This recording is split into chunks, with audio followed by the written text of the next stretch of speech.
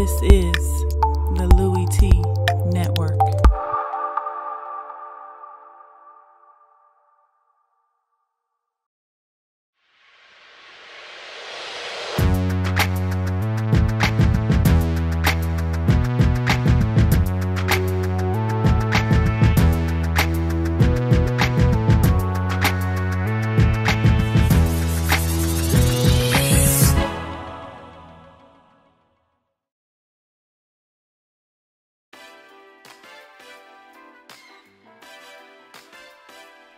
Hey, yo. Who else? Put it big. Me, your man, Louie Tee. Welcome to the 2017 NFL Draft Prospects 101 series, your guide to some of the biggest and hottest names of the 2017 NFL Draft. We're talking tight ends here, and this is a position that is so deep this year that I continue to have to break these guys down. We've been talking about some uber athletic tight ends, guys that can stretch the field and get up the field vertically and hurt you in the passing game, do a little something in the run game as well. That's not this guy here, okay? This guy, not the most athletically gifted tight end. In fact, he's probably one of the more slower guys, but he's crafty, and his play at Clemson helped them to 2 straight national championship title games. He's one of the better tight ends in all of college football, and if he's motivated and continues to get better at his craft, this could be a guy that could be a mid-round gem for some NFL team. I'm talking about Clemson tight end, Jordan Leggett. Let's talk about Jordan Leggett's pros and why this guy has a chance to make a difference in the middle rounds of the 2017 NFL Draft.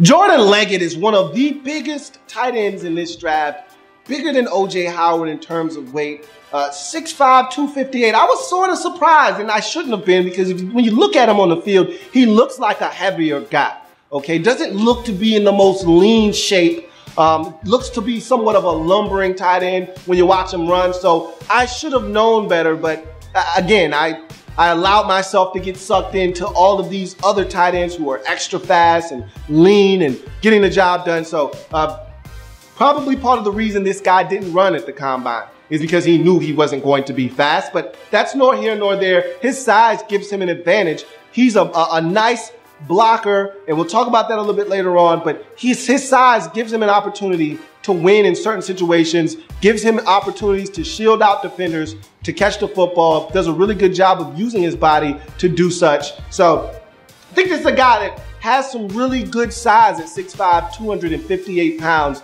and that's going to benefit him. I'd love to see him trim off of 5 or 6 of those pounds, maybe be a little bit leaner to help him run a little bit better, but if he's comfortable, that's all that matters. Craftiness as a route runner. Again, this is not a guy that's gonna knock your socks off. Unlike the rest of this tight end position that is uber athletic, explosive, dynamic with the football in their hands, can beat you vertically. That's not what Jordan Leggett is about, but he is crafty as a route runner. You'll see this guy give guys a little stick nod to the inside because he wants to get back to the outside on the seam route. You'll see him give guys a little fake to the inside so he can get back outside on the speed out. He does the little things, the little subtleties as a route runner because, again, when you're not fast, you have to compensate some other way, and that's his way of doing it, being crafty as a route runner. Great hands. This guy rarely drops the football, and Deshaun Watson, not the most accurate guy in the world. Really good hands. Matter of fact, great hands. I think the best evidence I have for you is the national championship game in 2016, late in that ball game. Remember, it was Jordan Leggett's catch that set them up in position to get down into the red zone, to have a shot to win the football game in regulation. He makes a diving stab of the football, having to fully extend and dive, catch the football, corral it, bring it in, and not allow it to be jarred loose upon contact with the ground. I think that's as good as it's gonna get in terms of hands and being able to possess the football. So this guy can catch the football with the best of them, has really large mitts, and they allow him to smother the football and catch it cleanly. Very natural hands catcher. Catch the football in traffic. Deshaun Watson is one of those guys one of those one-read quarterbacks. He loves to fit the football into tight spaces, probably when it shouldn't go there. But if that's where the first read is, if that's where he's comfortable going with the football, that's where the football is going. And there were times throughout the season where he would try to put the football into a tight space, and a guy like Jordan Leggett or a guy like Mike Williams would have to bail him out by using their frame to big body and box out a defender and come down with the football and take a shot and still be able to get up and keep on ticking. And so he can catch the football in traffic just like most of the bigger body tight ends in this draft. Red zone target. Some of these tight ends don't offer you that, and I feel like Jordan Leggett was one of the more used tight ends in college football. I talked about Evan Ingram and him getting the football, and a guy like O.J. Howard conversely not getting it enough. Leggett was one of those guys that was fortunate enough to get the football a ton, be out in open space when he caught the football, so there were a ton of yards for him to get after the catch. So he had some really good numbers, and he's a great red zone target. Watson loved looking for him in the red zone. 15 total touchdowns over the last 2 seasons, 7 in 2016, 8 more in 2015. So this is a guy that can hurt you in the red zone, can go up and make plays on the football, use that frame to separate and get in the end zone. So really good red zone target. And I think he can do that same thing at the next level. Formational flexibility.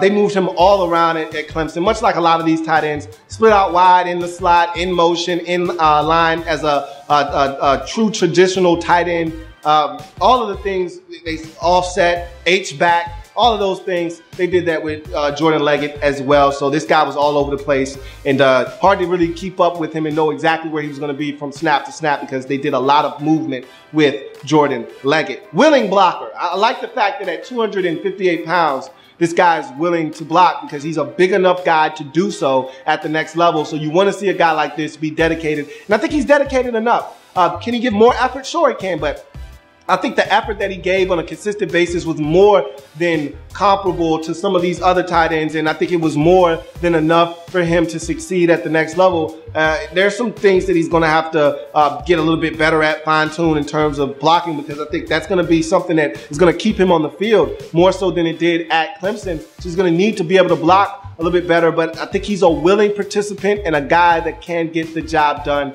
as a blocker. Durability.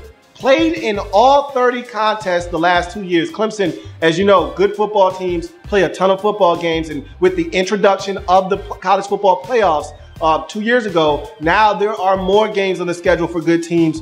15 over the last 2 years. You make it to the national championship game, and you played in a conference that has a championship game. All of a sudden now you find yourself playing in 15 games, 30 total over the last 2 years for a guy like Jordan Leggett. Tremendous productivity is the final pro. This is a guy that at Clemson, and I kind of talked about this earlier, but I'm going to delve into it a little bit deeper now. I got the football a ton and was open and made plays for that offense. And because of his reliability, his ability to be available, again, we talk about availability, durability being some of the best abilities to have, he was able to be the recipient of 46 targets or catches for 736 yards. That's a big average, folks, and 7 touchdowns in 2016. And he was that type of tight end at Clemson. I talked about the 8 touchdowns he had the year previous. So this is a guy that was extremely productive while at Clemson. And so this is a guy that I feel like can come in and help you not only as a blocker, but in the passing game as well. But there's a but. Unlike the other guys that are extremely talented and very athletic in this draft, that is not Jordan Leggett. Let's talk about his cons and why this guy is going to be a mid-round draft pick instead of up in the top half of the draft like most of the tight ends that we've talked about in this process.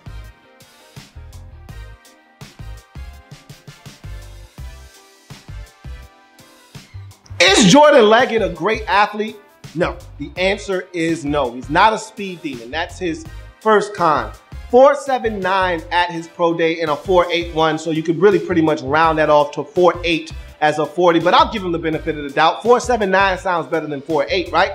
Looks better on paper at least. And so he's not fast. You can actually see that on tape, though, so that's not a surprise to anybody. And that's part of the reason he didn't want to run at the combine. He felt like he could probably shave off a couple of tenths of a second. Whatever. Have at it. Knock yourself out. Bottom line is he's not going to outrun anybody to the end zone. So just know he's not like O.J. Howard or David Njoku, Evan Ingram, or Gerald Everett, or even a George Kittle in this draft class. He's not that type of guy. He's going to have to be savvy to win, and I talked about that earlier.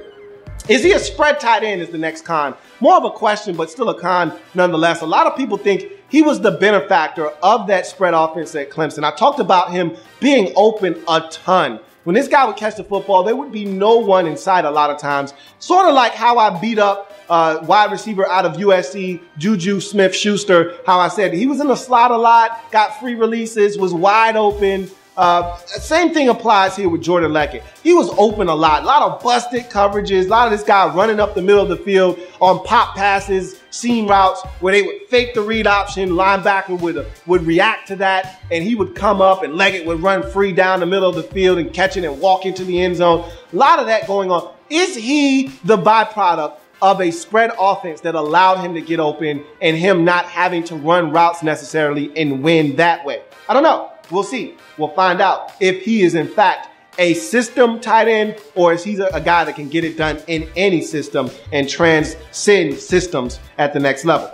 And finally, one more question is his final con. Does he have a motor issue? This is a guy that self-proclaimed himself earlier in his collegiate career as lazy. No one ever wants to hear the L word when talking about a football player on the field, and he said it about himself. Now, I can't say that's one hell of an introspection there, if I may say so myself, but at the same time, nobody wants to hear the word lazy come out of your mouth. So that lends the question, is this a guy that you have to worry about? Now, he was never an issue in the big ball games. When they played against Florida State every year, he was a Florida State killer. When they played against Louisville, had one of his better games of the season. Every time they played against Alabama in the national championship, he was on his A game. It's when they're playing against the lesser opponents, when they're playing against a team that they are supposed to beat, when you're thinking, okay, we got this one in the bag, I really don't need to show up here and do much. That's when you worry about his motor. And so week in, week out, can you rely on this guy to give you everything he's got in the tank? That's a question you never want to have to ask, but it's a question that bears asking with Jordan Leggett. Bottom line is, he's a solid tight end that had heavy collegiate production, that has the size to be a difference maker at the next level. Can some team put him in the right system, right fit, and give this guy the best opportunity to succeed at the next level? We'll find out together. That's Jordan Leggett in his Draft Prospects 101 breakdown. If it happens in the National Football League, whether big or small, we cover it all here on the Louie Tee Network. Come back and join me as I continue to break down anything. And now, in the National Football League, we're switching gears. I got one more tight end, but we're going to switch gears. We're going to knock that tight end out, and then we're going to go to the defensive side of the football. I will see you next time. Have a good one.